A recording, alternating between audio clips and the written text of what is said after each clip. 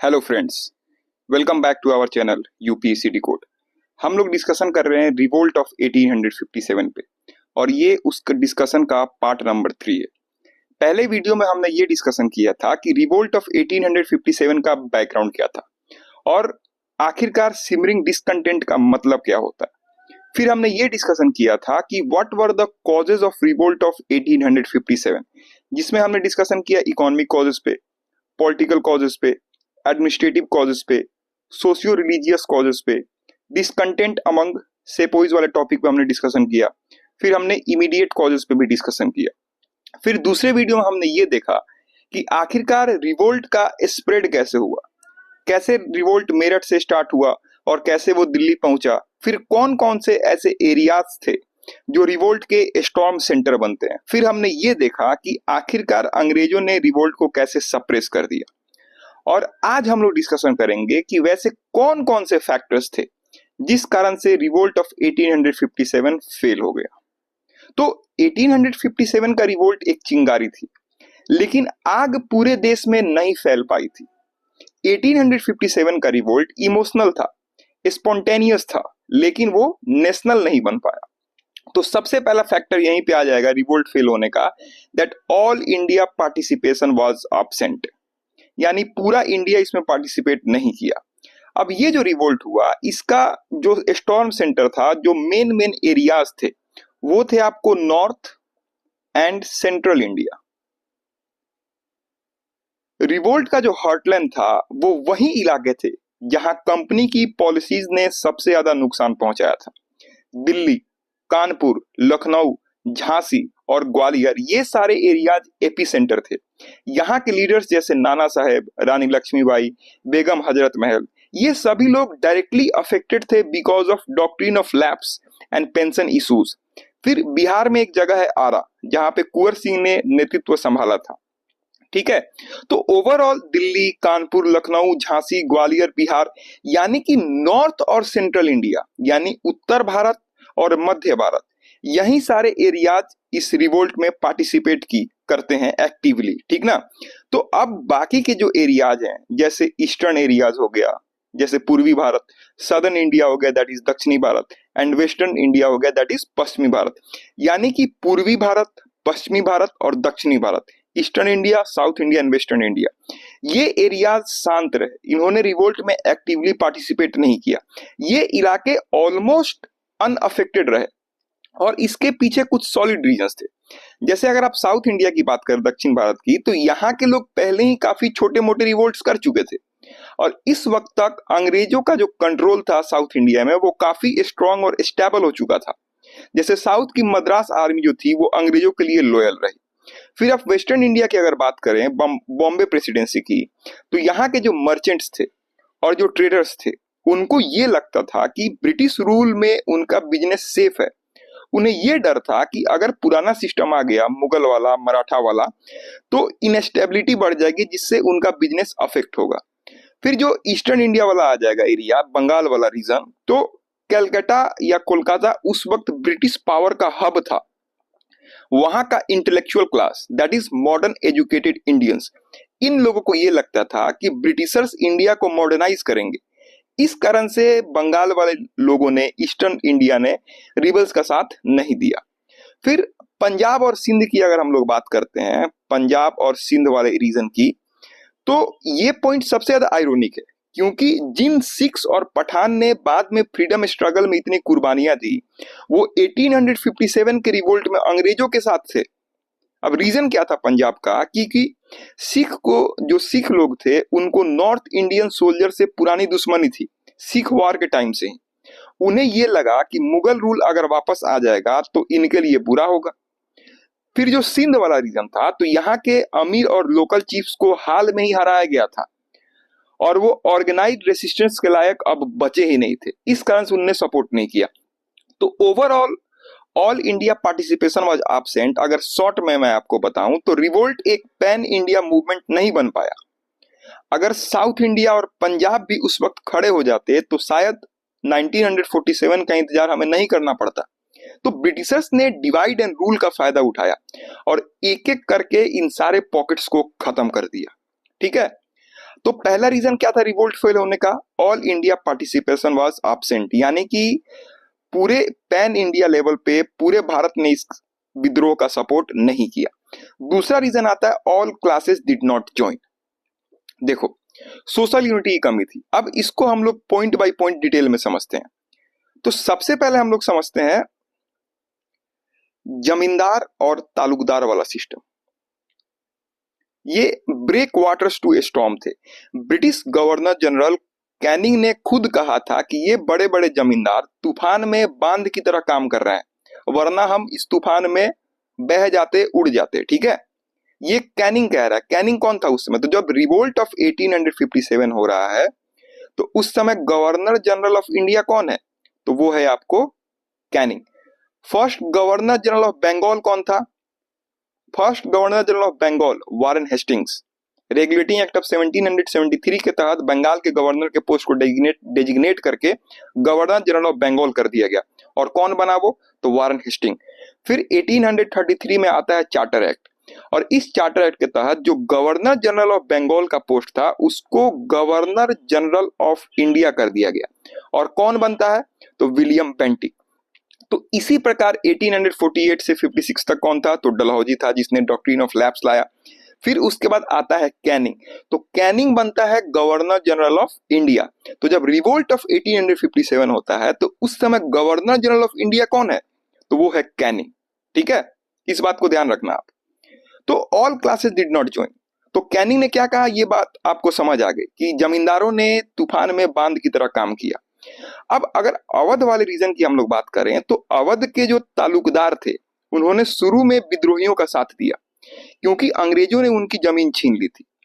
लेकिन जैसे ही ब्रिटिशर्स ने उन्हें लालच दिया कि अगर वो लॉयल रहेंगे तो उनकी जमीन और टाइटल्स उन्हें वापस मिल जाएंगे, तो इस कारण से इन्होंने रिबल्स का साथ छोड़ दिया।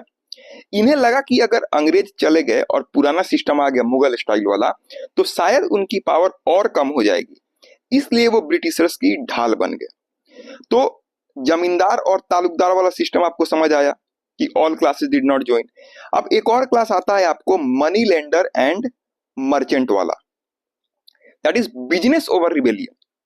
तो शहरी अमीर लोग और ट्रेडर्स ने इस रिवोल्ट से अपनी दूरी बनाई रखी।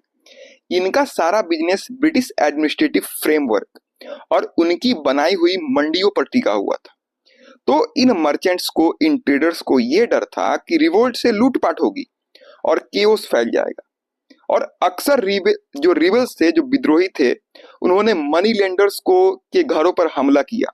और मनी लेंडर्स ने जिन लोगों को, किसानों को जो उधार दिया था लोन चुकाने, टैक्स पे करने के लिए, उन सभी उधारी के डॉक्यूमेंट्स को रिबल्स ने जला दिया। इस वजह से मनी लेंडर्स ने ब्रिटिशर्स को खुफिया जानकारी दी और पैसा देकर उनका सपोर्ट भी किया। ठीक है, तो जमींदार और तालुकदार वाला कॉन्सेप्ट समझ आया, मनी लेंडर एंड मर्चेंट वाला कॉन्सेप्ट समझ आया। एक और ग्रुप आपको मिलेगा एजुकेटेड इंडियंस का, बैकवर्ड लुकिंग वर्सेस मॉडर्निटी। ये सबसे दुख की बात थी कि जो लोग इंडिया का भविष्य बदल सकते थे, दैट इज वकील, डॉक्टर, टीचर्स, वो लोग पीछे हट गए। एजुकेटेड इंडियंस को लगता था कि बहादुर शाह जफर या रानी लक्ष्मीबाई पुराने जमाने को रिप्रेजेंट करते हैं। पुराना जमाना का मतलब हो गया फ्यूडलिज्म। तो इन लोगों को ये लगता था कि अगर लक्ष्मीबाई, बहादुर शाह, रिबल्स ये सब जीत गए तो इंडिया में फिर से पुरानी रीति रिवाजें लागू हो जाएंगी और ये लोग उसमें फंस जाएंगे। तो वो ब्रिटिशर्स को प्रोग्रेसिव और मॉडर्न समझते थे। इन एजुकेटेड इंडियंस को लगता था कि रेलवेज, टेलीग्राफ, एजुकेशन के जरिए ब्रिटिशर्स ही इंडिया को एक मॉडर्न नेशन बना सकते हैं। उन्हें ये बात समझने में देर लगी कि जो अंग्रेज है ना, वो इंडिया का मॉडर्नाइजेशन अपने फायदे के लिए कर रहे हैं, बल्कि भारतीयों के फायदे के लिए नहीं कर रहे हैं। तो इन शॉर्ट देखो, इन शॉर्ट जब देश का दिमाग, दैट इज एजुकेटेड क्लास, देश का दिमाग कौन होता है? Educated class. देश का पैसा कौन होते हैं? तो मर्चेंट्स। ठीक है, और देश की जमीन, दैट इज जमींदार। तो जब देश का दिमाग, देश का पैसा, देश की जमीन रिबल्स के साथ नहीं थे, तो सिर्फ सिपाहियों और किसानों के दम पर इतनी बड़ी ब्रिटिश आर्मी को हराना एकदम मुश्किल हो गया था। ठीक ना। एक और क्लास आता है इंडियन रूलर्स का। तो इंडियन रूलर्स को यहाँ पे बोला जाता है the white elephant in the room. तो कैनिंग ने एक बार कहा था कि इन रूलर्स ने ब्रिटिश एम्पायर के लिए शील्ड का काम किया, जो राजा महाराजा थे। अगर ये रूलर्स रिबेल के साथ जुड़ जाते तो ब्रिटिशर्स को उसी वक्त बैग पैक करके वापस निकलना पड़ता ब्रिटेन के लिए। ठीक है, तो सिंधिया, होलकर ये सबसे बड़े ढाल बने। ग्वालियर की फौज ने तो रिवोल्ट किया, लेकिन वहां के महाराजा सिंधिया लोयल रहे और आगरा भाग गए ब्रिटिशर्स के शरण में। फिर पटियाला, इसके रूलर को अगर देखें तो इन्होंने सिर्फ रिवोल्ट से दूरी बनाई, न केवल रिवोल्ट से दूरी बनाई बल्कि अंग्रेजों को पंजाब से दिल्ली तक रास्ता भी क्लियर करके दिया और उनको सप्लाईज भी भेजी। फिर जो महाराजा वो कश्मीर थे, इन्होंने अपनी सेना भेजी ब्रिटिशर्स की मदद के लिए ताकि दिल्ली पर दोबारा अंग्रेजों का कब्जा हो सके। क्यों? क्योंकि इन्हें डर था कि अगर रिबेल्स जीत गए और बहादुर शाह जफर दोबारा बादशाह बन गया तो इनकी जो अपनी छोटी छोटी रियासतें हैं, इनकी जो अपनी पावर है वो खत्म हो जाएगी। ठीक है, फिर एरिया और पॉपुलेशन का भी फैक्टर यहां पे आता है। तो एग्जाम पर्सपेक्टिव से ये स्टैट्स बहुत इंपॉर्टेंट है क्योंकि ये दिखाते हैं कि रिवोल्ट जो था वो कितना लोकलाइज था। जैसे कि अगर एरिया की हम लोग बात करें तो 1/4 ऑफ इंडिया। रिवोल्ट सिर्फ गैंगेटिक प्लेन्स और सेंट्रल इंडिया तक लिमिटेड था, यानी गंगा के मैदानों में और मध्य भारत तक ही लिमिटेड था। Rajasthan, Punjab, south India, east India, इनका बहुत बड़ा हिस्सा शांत था। अगर पॉपुलेशन की बात करें, एरिया कितना था 1/4, पॉपुलेशन 1/10, यानी कि सिर्फ 10% जनता ही इसमें डायरेक्टली या इनडायरेक्टली इन्वॉल्व थी। बाकी 90% जनता या तो न्यूट्रल थी या उन्हें पता ही नहीं था कि इतनी बड़ी क्रांति हो रही है, या फिर उन्होंने अंग्रेजों का सपोर्ट किया। तो जैसे यहाँ पे पैसिव सपोर्ट भी आपको देखने को मिलेगा, एक्टिव सपोर्ट भी देखने को मिलेगा। तो हैदराबाद के निजाम और राजपूताना के बहुत से राजा वेट एंड वॉच मोड में थे। कौन से मोड में थे? Just wait and watch. उन्होंने रिबेल्स की मदद नहीं की, जो इनडायरेक्टली ब्रिटिशर्स के लिए फायदेमंद रहा। फिर एक्टिव सपोर्ट की बात करें तो नेपाल के जंग बहादुर ने गोरखा रेजिमेंट भेजी अंग्रेजों की मदद के लिए, जिन्होंने लखनऊ और दिल्ली को रिकवर करने में बहुत बड़ा रोल निभाया था। इस बात को ध्यान रखना। तो यहाँ पे कंक्लूजन क्या है कि अगर हम लोग देखें मैप को, अगर इमेजिन करें तो रिवोल्ट एक स्मॉल पैच की तरह दिखता है पूरे इंडिया पर। ब्रिटिशर्स के पास मैन पावर की कमी थी, लेकिन उन्हें वो मैन पावर इंडियंस से ही मिल गई, जैसे सिख, गोरखा, पठान और लोयल रूलर्स से। तो इसी को कहते हैं इंटरनल वीकनेस। ठीक है, तो अब देखो, तो all India participation was absent, ये कॉन्सेप्ट आपको क्लियर हुआ। ऑल क्लासेस डिडंट ज्वाइन, ये कॉन्सेप्ट भी आपको क्लियर हुआ। इंडियन रूलर्स ने साथ नहीं दिया, ये वाला कॉन्सेप्ट भी आपको क्लियर हुआ। ठीक है, अब देखो अगला रीजन आता है रिवोल्ट फेल होने का, पुअर आर्म्स एंड इक्विपमेंट। अब ये सीन एकदम डेविड वर्सेस गोलियत जैसा था, लेकिन यहाँ पे गोलियत कौन है? तो ब्रिटिशर्स। उनके पास एडवांस टेक्नोलॉजी, बेटर कोऑर्डिनेशन था। और 1857 का रिवोल्ट सिर्फ जज्बे की लड़ाई नहीं थी, ये टेक्नोलॉजी और स्ट्रेटजी की भी लड़ाई थी, जहां रिबल्स पिछड़ गए। अब डेविड वर्सेस गोलियत की कहानी क्या है, ये मैं थोड़ी देर बाद आपको बता देता हूँ। पहले इस टॉपिक में डिस्कशन कर देता हूँ, पुअर आर्म्स एंड इक्विपमेंट। तो अगर इसको हम ब्रेक डाउन करते हैं तो वेपन्स देखो, एक तरफ थी तलवार, दैट इज स्वॉर्ड, और दूसरी तरफ था Enfield rifle. Sword versus Enfield rifle, तलवार वर्सेस बंदूक। तो रिबेल्स के पास हिम्मत तो थी, लेकिन उनके हथियार पुराने जमाने के थे। इंडियन सेपोइज, इनके पास वही पुरानी ब्राउन बेस मस्कट या तो वो थी, या फिर इनके पास तलवार थे, स्पीयर्स थे, ढाल थे। तो ये चीजें क्लोज कॉम्बैट, जिसे पास की लड़ाई कहते हैं, इसमें तो अच्छी थी, लेकिन दूर से आती हुई गोलियों का इनके पास कोई भी जवाब नहीं था। वहीं पे अगर अंग्रेजों की बात करें तो इनके पास नई एनफील्ड राइफल थी, इसकी रेंज और एक्यूरेसी पुरानी बंदूकों से कहीं ज्यादा थी। साथ ही अंग्रेजों के पास मॉडर्न आर्टिलरी, तोप वगैरह थी, जो दूर से ही रिबेल्स की रैंक को तबाह कर देती थी। फिर गेम चेंजर यहां पे आया, इलेक्ट्रिक टेलीग्राफ। पहला तलवार वर्सेस बंदूक, दूसरा इलेक्ट्रिक टेलीग्राफ। ये वो फैक्टर है जिसने रिबेल्स की हार लगभग तय कर दी थी। इसके बारे में एक मशहूर कहावत है, the electric telegraph saved India not for Indians but for the Britishers. Real time intelligence था। जब मेरठ में रिवोल्ट शुरू हुआ तो टेलीग्राफ के जरिए अंबाला और पंजाब तक मैसेज तुरंत पहुंच गया अंग्रेजों के पास। ब्रिटिशर्स ने रिबेल्स के वहां पहुंचने से पहले ही अपनी तैयारी शुरू करना स्टार्ट कर दिया था। फिर कोऑर्डिनेशन भी इनका अच्छा था। जो ब्रिटिश कमांडर इन चीफ था उसको हर पल की अपडेट मिल रही थी, कहाँ रिवोल्ट हुआ, कितने रिबेल्स हैं और कहाँ री इन्फोर्समेंट भेजनी है, कहाँ पे सेना भेजना है। ये सब चीज अंग्रेजों के पास काफी अच्छा था। और रिबेल्स का क्या डिसएडवांटेज था, अगर दिल्ली में रिवोल्ट हो रहा है तो अवध को पता नहीं है, अवध में रिवोल्ट हो रहा है तो ग्वालियर को पता नहीं है, ग्वालियर में रिवोल्ट हो रहा है तो लखनऊ को पता नहीं है, लखनऊ में रिवोल्ट हो रहा है तो कानपुर को पता नहीं है। मतलब कोऑर्डिनेशन नहीं था, इंडियंस के पास टेक्नोलॉजी नहीं थी as comparison to Britishers.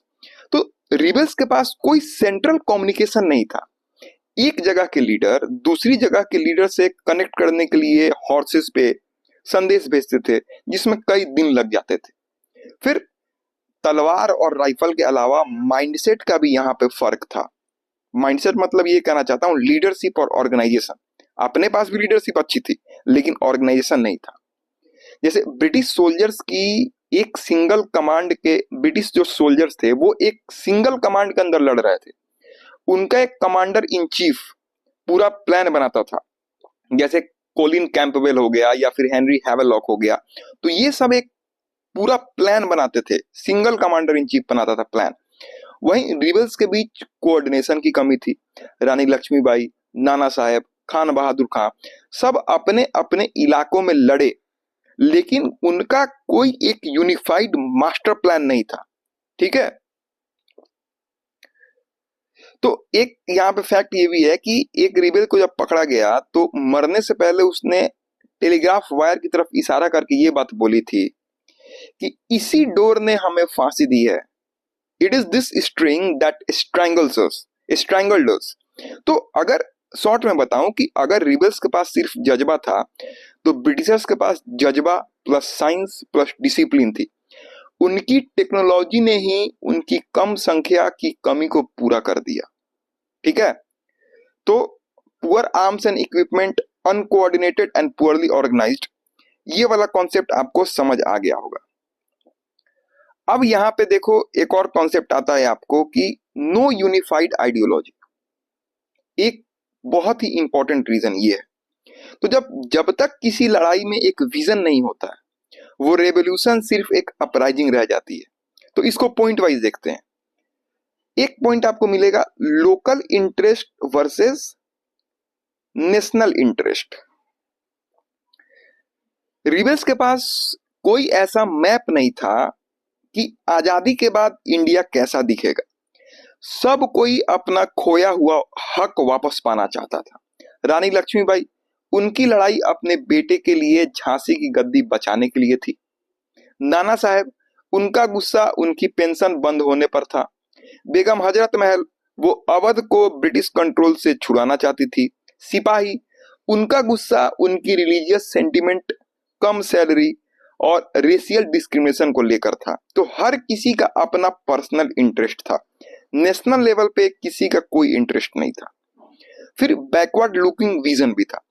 Revolt के लीडर्स के पास आगे देखने का कोई तरीका नहीं था, इसलिए उन्होंने पीछे मुड़कर देखा। उनका सॉल्यूशन क्या था कि मुगल रूल को वापस लाया जाए। लेकिन उन्हें यह बात का एहसास नहीं था कि मुगल सिस्टम तब तक पुराना और कमजोर हो चुका था। साउथ इंडिया या फिर सिख्स कभी भी मुगल रूल को दोबारा दिल से एक्सेप्ट नहीं करते, इसलिए उनके पास कोई भी मॉडर्न पॉलिटिकल अल्टरनेटिव का आइडिया तक नहीं था, जैसे डेमोक्रेसी हो गया या रिपब्लिक हो गया। ठीक है, फिर यहाँ पे आपको बहुत सारे आइडियोलॉजिकल गैप्स भी देखने को मिलेंगे। रिबेल्स के बीच कोई कॉमन आइडियोलॉजी नहीं थी जो उन्हें जोड़ कर रखे। बहुत लोग सिर्फ इसलिए लड़े क्योंकि उन्हें लगा कि अंग्रेज उनका धर्म भ्रष्ट कर देंगे, उनको क्रिश्चियनिटी में कन्वर्ट कर देंगे। किसान इसलिए लड़ा क्योंकि लगान बहुत ज्यादा था, टैक्स बहुत ज्यादा था। कई जगह किसानों ने उन जमींदारों के खिलाफ भी हमला किया जो रिबेल्स के लीडर बने हुए बैठे थे। इस बात को ध्यान रखना। So why unity of command failed?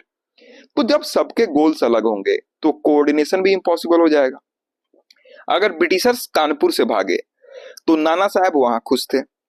उन्हें शायद ये फिक्र नहीं थी कि बिहार में कुंवर सिंह की क्या हालत है। तो उनके पास कोई ऐसी बॉडी या कमिटी नहीं थी जो पूरे देश के लिए ऑर्डर पास करे। हर लीडर अपने पॉकेट का राजा था। तो ब्रिटिशर्स को हराना इसलिए आसान था क्योंकि उन्हें पता था कि वो किसके लिए लड़ रहे हैं, क्वीन एंड एम्पायर। लेकिन रिबल्स को ये नहीं पता था कि अगर वो जीत गए तो अगला कदम क्या होगा। इस बात को समझो मैं क्या बोल रहा हूं कि ब्रिटिशर्स के लिए भारतीयों को हराना इसलिए आसान था क्योंकि उन्हें ये बात पता थी कि वो अपने क्वीन के लिए लड़ रहे हैं, अपने एम्पायर के लिए लड़ रहे हैं। लेकिन रिबल्स को नहीं पता था कि अगर वो जीत गए तो उनका अगला कदम क्या होगा। तो रिवोल्ट के पास एंटी ब्रिटिश सेंटिमेंट तो कूट कूट कर भरा हुआ था, लेकिन pro India as a modern India वाला विजन मिसिंग था। इसी वजह से जब ब्रिटिशर्स ने दिल्ली कैप्चर किया तो बाकी जगह के रिबल्स बिखर गए क्योंकि उनका सिंबॉलिक सेंटर ही खत्म हो चुका था। ठीक है, तो अब आपको ये बात समझ आ गई होगी कि आखिरकार रिवोल्ट ऑफ 1857 फेल क्यों हुआ। अब मैं आपको डेविड वर्सेस गोलियत वाली कहानी बता देता हूं।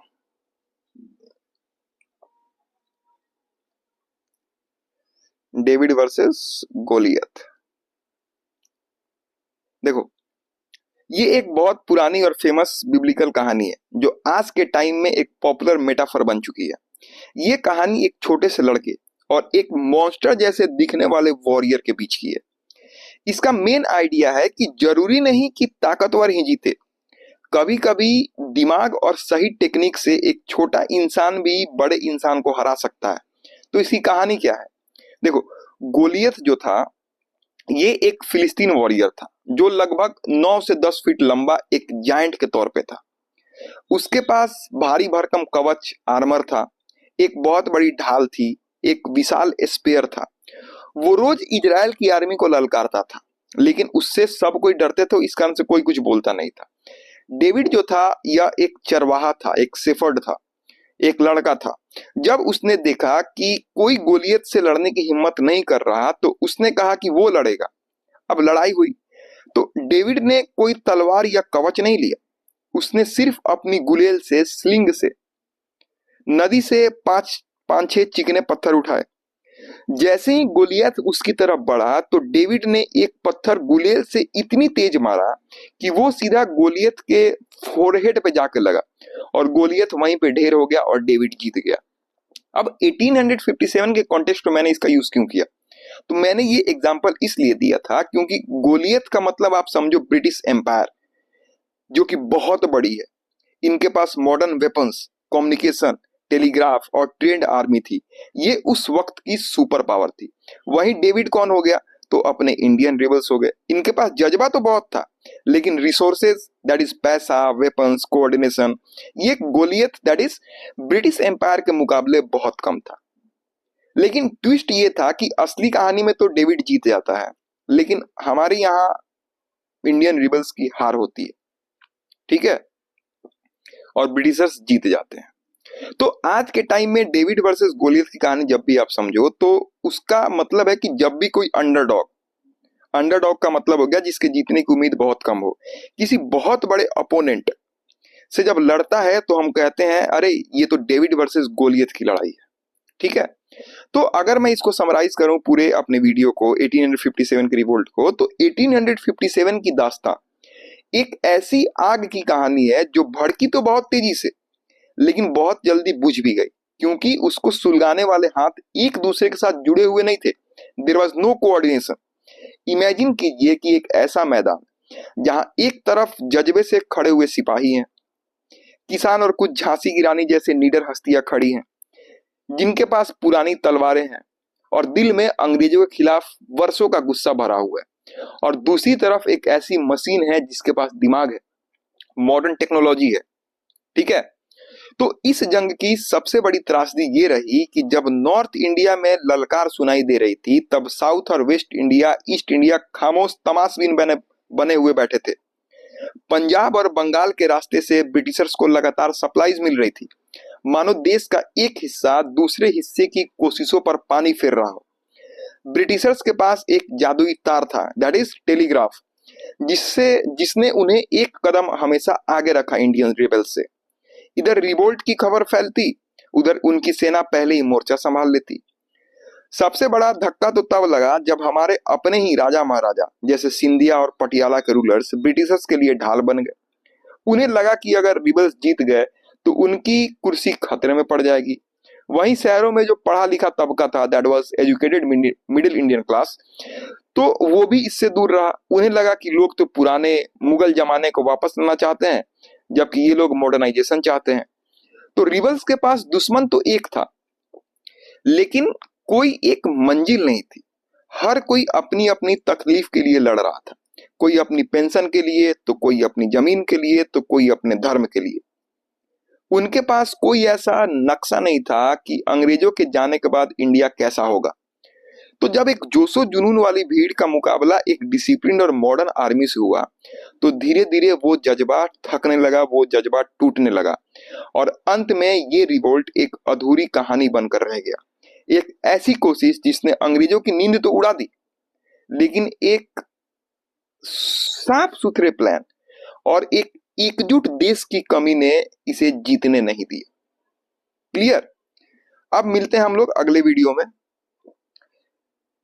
अब इससे रिलेटेड जो देखो, ये सारी चीजें वही है जो भी मैंने अभी डिस्कशन किया कि ऑल इंडिया कैरेक्टर नहीं था, टेरिटोरियल स्प्रेड नहीं था, क्लास यूनिटी नहीं थी, जमींदारों ने अंग्रेजों का सपोर्ट किया, मर्चेंट्स एंड मनी लेंडर्स ने अंग्रेजों का सपोर्ट किया, एजुकेटेड इंडियन शांत रहे, इंडियन प्रिंसेस ने इनका सपोर्ट किया, आर्म्स एंड इक्विपमेंट हमारे पास बहुत पुराने थे, ब्रिटिशर्स के पास एडवांटेज था, ब्रिटिशर्स के पास बेटर कम्युनिकेशन स्किल था, उनके पास बेटर ऑर्गेनाइजेशन था, अपने पास कोई भी यूनिफाइड पॉलिटिकल आइडियोलॉजी नहीं थी। ठीक है, तो ये सारी चीजें मैंने आपको बताई। अब इससे रिलेटेड जो पीडीएफ है वो टेलीग्राम पे मैं प्रोवाइड कर दूंगा।